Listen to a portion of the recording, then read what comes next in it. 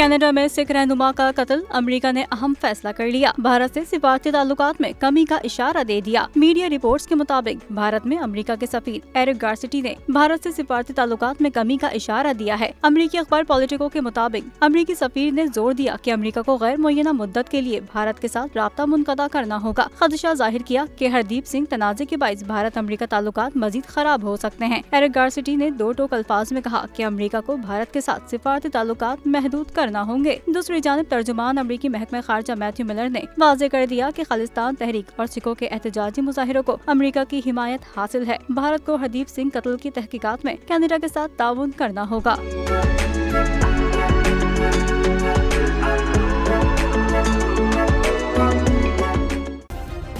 Subscribe करें और bell दबाएं ताकि कोई खबर रह न जाए।